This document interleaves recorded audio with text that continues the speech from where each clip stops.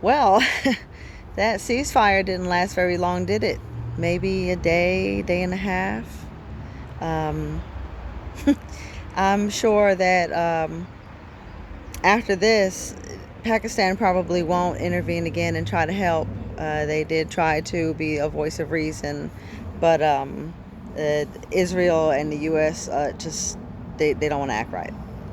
Israel's got some nerve still trying to punch at people, and there's not much of it left. But I guess if that's the way they want to, that's the way they want to do it. That's how it's going to be done.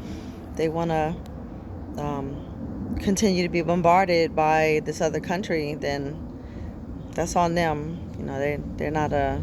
I'm not a biggest fan of them anyway, so it doesn't really matter to me. I just feel bad for the innocent people who disagree with the way that these world leaders are acting. Oh, the Trumpkin. They try to go back on everything that they say. I don't know why anybody in the world ever tries to negotiate with the U.S. government. Every single treaty they have ever agreed to or written, they have gone back on. So I just don't understand why anybody would even bother to talk to these fools. They're liars. They're monsters. That all they want to do is tear up some shit and steal some shit. So I don't even know why people bother with them. I wouldn't be bothered. I try not to be bothered. I still think that the greatest thing the American public could have done this year was not paid our taxes. If nobody would have filed taxes, then the federal government would have had to sit their asses down. And I bet you those lawmakers would have come running to fix some shit then. But that time has passed, and tax season is nearly over. There's so much happening right now, and things are going to get so much more worse for us financially. If you think that you can't get ahead now and you're barely scraping by, you wait until they finish um, uh, what's the word? Exasperating us financially with this war and the fact that they still want to get paid. It's funny how the lawmakers are still getting their checks and getting paid for doing nothing, but the TSA agents still haven't gotten their money. Now, you know how I feel about TSA. I don't like them anyway. I do have some friends who work there, and I feel sorry for them. But no, TSA was a horrible entity. They were bad enough. So I don't feel bad that they're going through what they're going through. You're going to get what you give.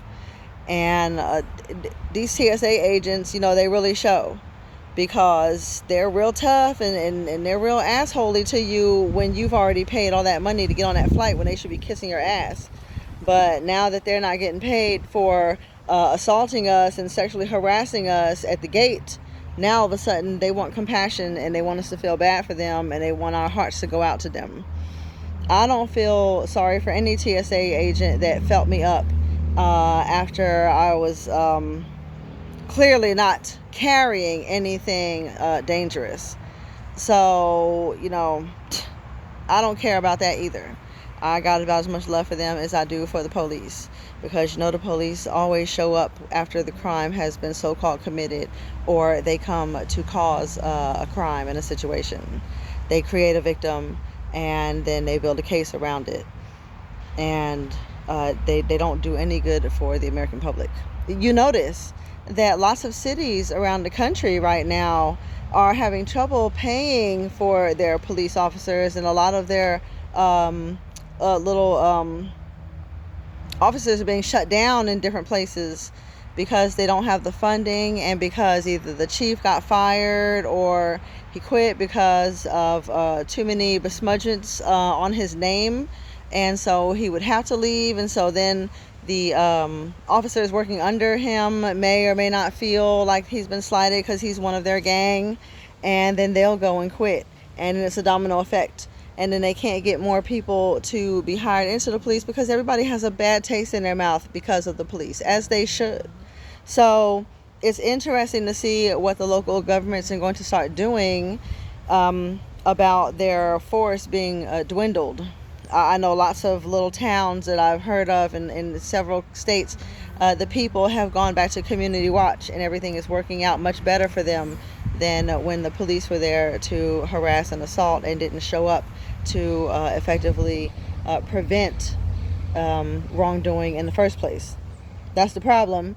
They come after they decided they want to make a crime, but they're never there when the wrongdoing is happening. They never catch someone doing bad. They make someone into being bad. I have a client as well who used to work for the city here that I live in, and he was let go along with many others. And so that's just another sign of the times that the cities are cutting back on their workers.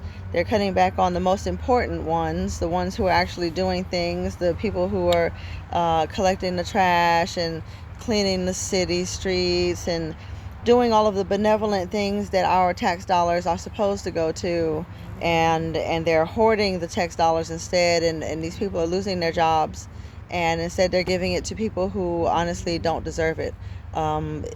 I think superintendents and lots of people in administrative positions need to take a pay cut, a really bad pay cut, or they need a tax hike on them.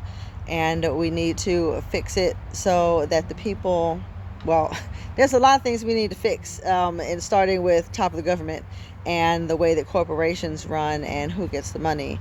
But that's a topic for another day. But like you can see, if you pay attention to your local news in your cities, or you listen for news in other towns and cities across the country, you're going to find a disturbing trend that we've moved from letting go of medical workers. That was a big move a couple of years ago. A lot of hospitals were being defunded, and a lot of nurses were losing their jobs, and then the teaching bust began, and there's going to be more of that, a whole lot more of that, and especially because of this child trafficking ring. And now you're going to see local city officials beginning to become unemployed because they're just not bringing in the revenue.